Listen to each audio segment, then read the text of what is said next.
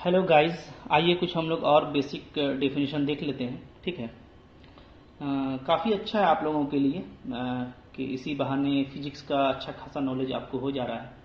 और फिजिक्स का नॉलेज देखिए इसलिए भी इम्पॉर्टेंट है कि अगर आप टीचिंग लाइन में मैथ्स लेते हैं तो जो हाई स्कूल तक का टीचिंग है उसमें आपको मैथ और फिजिक्स दोनों का क्वेश्चन आता है।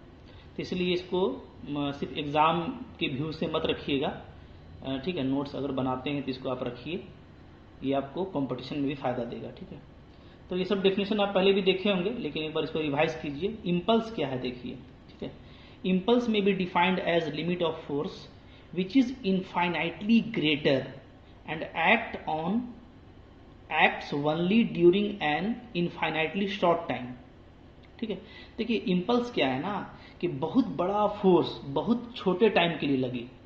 ठीक है, बहुत छोटे टाइम के लिए। जैसे आप सोचिए कि कोई हम हथौड़ा लेकर के किसी को एकदम एकदम हथौड़ा को काफ़ी काफ़ी भारी हथौड़ा हैमर को लेके गए और एकदम छोटा टाइम के लिए अप्लाई किए, तो आप देखिएगा ऐसे में क्या होता है कि अगर काफ़ी लाइटली अप्लाई किया जाता है बहुत कम टाइम के लिए और काफ़ी ग्रेट फोर्स है, ठीक है, तो वो क्या करता है, वो मोशन को थोड़ा चेंज कर देता है।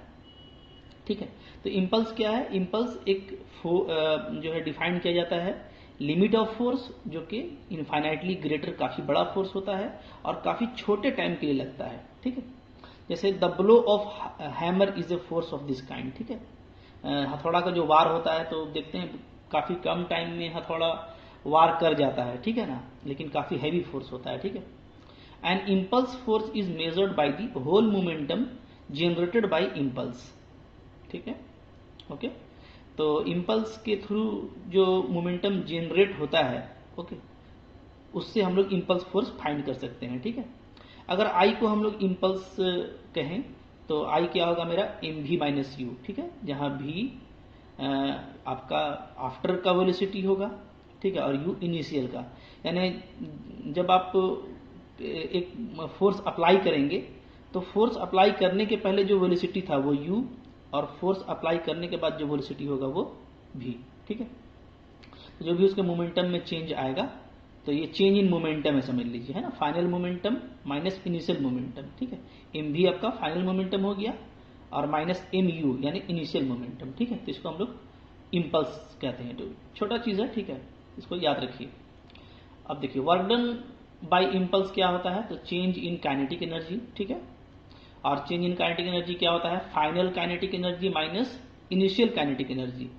तो फाइनल हो जाएगा हाफ एम वी स्क्वायर, क्योंकि भी आपका फाइनल वेलोसिटी है, और इनिशियल हो जाएगा हाफ एम यू स्क्वायर। ठीक है, यू आपका इनिशियल वेलोसिटी है, तो हाफ एम को कॉमन ले लीजिए तो ये आएगा, फिर इसको ऐसे लिख सकते हैं। ठीक है, और अभी हम लोग देखें कि जो एम भी माइनस यू है ये क्या है, ये है इम्पल्स, तो इसको आप आई लिख दीजिए, तो ये आई बन गया, तो बाकी क्या बचेगा v plus you by two. तो हम कह सकते हैं कि जो वर्क डन है, ठीक है, by impulse is work done by impulse is product of impulse, ठीक है, and mean of velocities before and after the blow. ठीक है, यानी जो हैवी फोर्स अप्लाई किया जाता है, ब्लो का मतलब क्या होता है, जोर से घात करना काफी, है ना, तो अगर कोई बहुत हैवी फोर्स अप्लाई किया जाता है तो अगर इनिशियल वेलोसिटी उसका u है और फोर्स के बाद v हो जाता है तो u plus v by two, तो ये प्रोडक्ट निकाल लेंगे तो वर्क डन निकल जाएगा। ठीक है, तो ये इम्पल्स हो गया। कुछ और जानते हैं हम लोग, देखिए इसके बाद एक टॉपिक आ रहा है हमारा लीनियर मोमेंटम का। ठीक है, तो ये आप पहले से पढ़ते आ रहे हैं लीनियर मोमेंटम। लीनियर मोमेंटम क्या होता है, product of mass of body and velocity. ठीक है, इसको जनरली पी से डिनोट किया करते हैं, p equal to m b. इसके बाद एक इंपॉर्टेंट टॉपिक है आपका कंजर्वेशन ऑफ लीनियर मोमेंटम। ठीक है, काफी आसान है, जैसा कि इसका नाम है, जैसा कि स्टेटमेंट है कंजर्वेशन, यानी लीनियर मोमेंटम आपका क्या होगा, कंजर्व रहेगा। ठीक है, देखिए अगर किसी बॉडी का मास m है, वेलोसिटी v है, और उस पर एक्शन जो है F अप्लाई होता है, फोर्स। ठीक है, तो जो न्यूटन्स का सेकेंड लॉ है वो क्या बोलता है कि force is rate of change of linear momentum, यानी डी बाई डी टी। ठीक है, rate of change of linear momentum. ठीक है, मोमेंटम हो गया ये। तो अगर इफ हमारा जीरो हो जाए, यानी फोर्स को अगर हम जीरो कर दें, if equal to zero, then क्या होगा, ये आपका डेरिवेटिव जीरो हो जाएगा, ठीक है। अब डेरिवेटिव अगर जीरो है तो इसका मतलब क्या है कि जो फंक्शन है वो क्या है, कांस्टेंट है, यानी आपका एम भी क्या हो जाएगा, कांस्टेंट। तो पता चला कि अगर कोई बॉडी मूव कर रहा है, मतलब इसका मतलब क्या हो गया कि बॉडी मूव करता है कांस्टेंट मोमेंटम से, ठीक है ना। अगर इफ मेरा जीरो हो गया तो क्या मतलब हुआ कि जो आपका बॉडी है वो अब कांस्टेंट मोमेंटम से मूव करेगा, यानी किसी भी पोजीशन में वेलोसिटी, और वेलोसिटी तो चेंज कर सकता है ना, मास भी चेंज कर सकता है। जब आप बाइक को काफी स्पीड में चलाते हैं तो क्या होता है, आपका बाइक थोड़ा हल्का महसूस होता है, तो उसका क्या होता है, मास जो है उसका, ठीक है, वो क्या हो जाता है, वो एनर्जी में चेंज होता है, काइनेटिक एनर्जी में। तो जब हम मूव करते हैं तो मेरा मास भी चेंज करता है और वेलोसिटी भी चेंज करता है, कभी कम होता है कभी ज्यादा होता है, लेकिन जो प्रोडक्ट है वो कांस्टेंट रहेगा किसी भी पॉइंट पर। मास का प्रोडक्ट और वेलोसिटी का प्रोडक्ट क्या होगा, कांस्टेंट रहेगा, ठीक है। कब, अगर मेरा एक्सटर्नल फोर्स जीरो हो जाता है। तो यही क्या है आपका, ये आपका कंजर्वेशन ऑफ लीनियर मोमेंटम है, ठीक है। तो ये तो हुआ, देखिए हम लोग बात किए, अगर मेरे पास एक बॉडी है, अगर सपोज कीजिए दो बॉडी है, सिस्टम है, सिस्टम में दो बॉडी है, ठीक है, एक साथ। तो if there be two bodies of mass m and m dash moving with velocity u and u dash in the same straight line, ठीक है। सपोज कीजिए कि दो बॉडी है आपका, ठीक है, एक है आपका m और एक है आपका m डैश, ठीक है, और ये दोनों क्या है, एक ही स्ट्रेट लाइन में मूव कर रहा है, ओके। अलग अलग वेलोसिटी है इन लोगों का, ठीक है, एक का जो है u है और दूसरे का u डैश है, इस टाइप से, ठीक है। और इस पर जो फोर्स अप्लाई हुआ है वो है F1 और F2, ठीक है। तो चूंकि देखिए ये म्यूचुअल एक्शन होता है ना, जब भी जैसे दो बॉडी है, तो दो बॉडी है तो आपको पता है न्यूटन का ग्रेविटेशन लॉ है कि दोनों एक दूसरे को अट्रैक्ट करेगा, ठीक है, दो मास अगर है तो, ठीक है। तो एक तो हो गया इसमें जो फोर्स अप्लाई हो रहा है F1 F2, और दोनों में म्यूचुअल एक्शन भी अप्लाई होगा जो इक्वल होगा और क्या होगा, अपोजिट होगा, ठीक है, ओके। तो हम लोग ऐसे लिखेंगे, क्योंकि क्या होता है, rate of change of momentum आपका फोर्स होता है, ठीक है। जब हम इसके लिए लेंगे तो क्या लिखेंगे, देखिए d by d t of m u, यानी फर्स्ट वाला पार्टिकल के लिए, ठीक है। तो फर्स्ट वाला पार्टिकल के लिए लेंगे तो m और u ये इसका मोमेंटम हो गया, और इसका rate of change d by d T, तो ये क्या होगा F1 प्लस r, और दूसरे का लेंगे m डैश u डैश वाले का, तो इसका हो जाएगा F2 माइनस r, ठीक है। तो F1 और F2 तो आपको समझ में आ रहा है, ये एक्सटर्नल फोर्स है, न्यूटन्स लॉ से अप्लाई होता है। और ये जो R है ना, ये क्या है, ये म्यूचुअल एक्शन है, ठीक है। तो जैसे मतलब कि दोनों अगर जा रहा है तो एक दूसरे पर अप्लाई करेगा, ठीक है, कुछ ना कुछ एक्शन अप्लाई करेगा, ठीक है। तो जो ये इस पर अप्लाई करेगा वही ये इस पर भी अप्लाई करेगा न्यूटन्स थर्ड लॉ से, ठीक है। तो एक पर अगर आप प्लस R लेते हैं तो दूसरे पर आप क्या ले लीजिए, माइनस R, ठीक है। आप सिर्फ F1 और F2 भी ले सकते थे, तब भी वही आता, ठीक है। लेकिन ये प्लस R और माइनस R अगर आप लेंगे तो ये आपका ज़्यादा स्ट्रॉन्ग कॉन्सेप्ट होगा कि कुछ ना कुछ म्यूचुअल एक्शन भी अप्लाई होता है दोनों में, ठीक है। तो वो न्यूटन्स लॉ को फॉलो करेगा, एक में पॉजिटिव एक में निगेटिव, ठीक है। अच्छा, दोनों को ऐड कर दीजिए, ऐड करने से देखिए क्या हो जाएगा, ये R R कैंसिल हो जाएगा, तो ये मेरा ये आ गया, ठीक है। अब अगर टोटल एक्सटर्नल फोर्स मेरा जीरो है, यानी F1 प्लस F2 का वैल्यू क्या है, जीरो, ठीक है।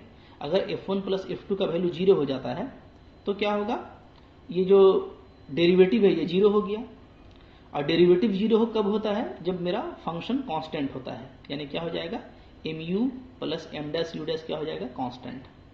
तो ये अब ये बता रहा है ना कि अगर sum of external force acting on system of particle अगर जीरो हो जाता है किसी डायरेक्शन में, तो टोटल मोमेंटम भी कंजर्व हो जाएगा, कांस्टेंट हो जाएगा उस डायरेक्शन में, ठीक है। जिस डायरेक्शन में टोटल फोर्स जीरो हो रहा है उसी डायरेक्शन में टोटल मोमेंटम क्या हो जाएगा, कंजर्व, ठीक है। यानी इनिशियल मोमेंटम और फाइनल मोमेंटम क्या होगा, बराबर होगा, ठीक है। इसी को हम लोग क्या बोलते हैं, principle of conservation of linear momentum. तो हम लोग देखिए शुरू में प्रिंसिपल नहीं लिखे थे, ठीक है। क्वेश्चन आपको कभी कभार इस तरह से आता है, state and proof conservation of linear momentum. तो अगर आपको स्टेट एंड प्रूफ बोला है तो पहले आप स्टेटमेंट लिख दीजिएगा, ठीक है। स्टेटमेंट कहाँ से लिखिएगा आप, यहाँ से, ठीक है। The total momentum of the system remains constant, अच्छा सॉरी यहाँ से, बल्कि यहाँ से, ठीक है। If the sum of external forces acting on system of particle be zero in any direction, then the total momentum of the system remains constant in that direction during the motion, यहाँ तक, ठीक है। Okay, तो पहले statement लिख लीजिएगा ये वाला, और फिर जो प्रूफ किए हैं हम लोग वैसे प्रूफ कर दीजिएगा। प्रूफ यहाँ से किए हैं, ठीक है। तो शुरू में एक बॉडी को लेके किए थे, अब बाद में दो बॉडी को एक ही लाइन में लेके किए हैं। क्लियर है, ठीक है। तो एक आसान कॉन्सेप्ट है, कोई खास मुश्किल इसमें नहीं है, ठीक है। थोड़ा सा इसको अच्छे से रिवाइज कर लीजिए। ओके, अच्छा, कुछ देखिए और भी हम लोग इससे रिलेटेड देख लेते हैं जो हमारा थ्योरी है। देखिए, इसके बाद एक कॉन्सेप्ट है आपका एंगुलर मोमेंटम का, ठीक है। एंगुलर मोमेंटम क्या होता है? तो angular momentum is defined as vector product of radius vector and linear momentum, ठीक है। सपोज कीजिए ना कि कोई पार्टिकल जो है आपका इस कर्व में इस तरीके से मोशन कर रहा है, ठीक है। और तो हम लोग किसी पॉइंट P पर बात करते हैं, अगर उसका मोमेंटम क्या है, mv है, तो जाहिर सा बात है कि वेलोसिटी क्या v रहा होगा, ठीक है। तो मोमेंटम क्या हो गया, mv। और रेडियस वेक्टर अगर किसी फिक्स्ड पॉइंट से इस पॉइंट का r वेक्टर है, तो जो एंगुलर मोमेंटम होता है वो क्या होता है, r क्रॉस p। ये वेक्टर प्रोडक्ट को हम लोग क्या बोलते हैं, एंगुलर मोमेंटम, ठीक है। एंगुलर मोमेंटम को एक और तरीके से डिफाइन किया जाता है, कैसे? Angular momentum L equal to I omega, यानी प्रोडक्ट ऑफ I क्या है, moment of inertia, and omega angular velocity of body, ठीक है। तो for a rotating body, if I is moment of inertia and omega is angular velocity, then their product is called angular momentum, ठीक है। अब जैसा नाम से clear है, देखिए एंगुलर मोमेंटम, तो यानी ये थीटा पे डिपेंड करेगा, ठीक है। ओके, तो लीनियर मोमेंटम जो है हम लोगों का वो जो है ट्रांसलेशन मोशन में हम उसको डिफाइन करते हैं, और जो एंगुलर मोमेंटम है उसको हम लोग रोटेशनल मोशन में डिफाइन करते हैं, ठीक है। अच्छा, नेक्स्ट देखिए क्या है, principle of conservation of angular momentum, ठीक है। इसको भी देख लेते हैं, काफी भी आसान होता है, इसका भी स्टेटमेंट और प्रूफ एग्जाम में आता है, ठीक है। देखिए क्या है statement, in absence of any external torque, torque को मोमेंट ऑफ फोर्स भी बोलते हैं, ठीक है।